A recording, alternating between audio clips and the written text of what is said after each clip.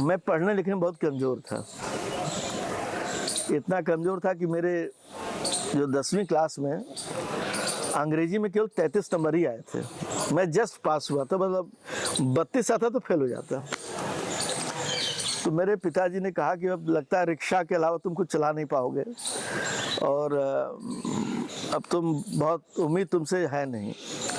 तो मैंने बहुत पढ़ाई की। तो अब हाफ ईयरली एग्ज़ाम जब हुआ तो हाफ ईयरली में मेरा मैथमेटिक्स में 15 आ गया 11th में। अब मुझे लगा कि वाकई में लगता है रिक्शा वगैरह चलाना पड़ेगा। मैं बहुत दुखी हुआ और पिताजी के सामने मैं कि 2-3 महीने नहीं गया। बहुत डर लगा मुझे। अम्मा बहुत नहीं बोलती थी, लेकिन पिताजी को पता था कि एकदम बिगड़ गया लड़का। लेकिन 11th की उस समय के बाद से मैं पीछे मुड़ के नहीं देखा। मैंने कहा इसका एक ही रास्ता है, अब पढ़ाई करो पढ़ाई करो पढ़ाई करो। फिर मैं पीछे नहीं देखा। फिर मेरा 12th में करीब 4 सब्जेक्ट में डिस्टिंक्शन आया। उस समय डिस्टिंक्शन आम बड़ी बात होती थी। अब तो 90% कम होता है, अब 99% चाहिए, लेकिन हम लोग के समय 75 से ऊपर आ जाए तो डिस्टिंक्शन बहुत अच्छा था। तो 4 से डिस्टिंक्शन आया। फिर हम लोग, एक मेरे बहुत अच्छे मित्र हैं कक्षा 6 के, अब वो भी मतलब प्रोफेसर हैं, वो नीरज, उनका नाम है नीरज कुमार अग्रवाल।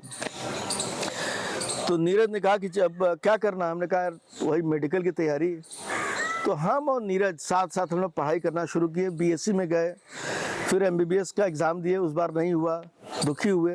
लेकिन जब हम लोग बीएससी 1 साल कर लिए, फिर जब दोबारा एमबीबीएस देने गए तो मतलब मैं प्रोफेसर नीरज अग्रवाल सर को बहुत धन्यवाद देता हूँ कि वो और मैं, हम लोग साथ साथ पढ़े और फिर हमारा इलाहाबाद में सिलेक्शन हो गया।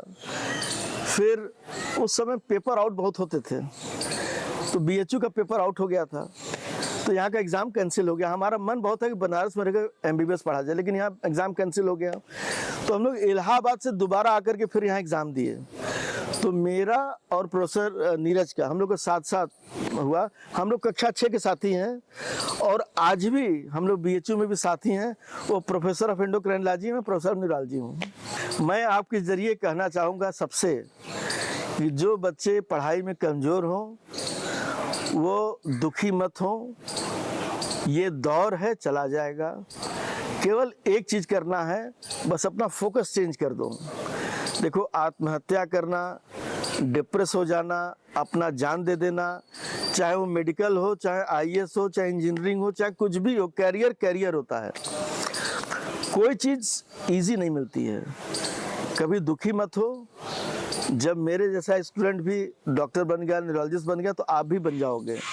अभी आपने देखा होगा आजकल तमाम लोग अपनी पुरानी बातें आजकल बताना शुरू किए हैं कि भैया अगर पास नहीं हुए, अगर फेल हो गए तो मेहनत ही इलाज है, डिप्रेशन होना इलाज नहीं है। किसी से भी पूछो तो उसने मेहनत जीवन में कभी एक बार जरूर किया होगा। आप भी करो।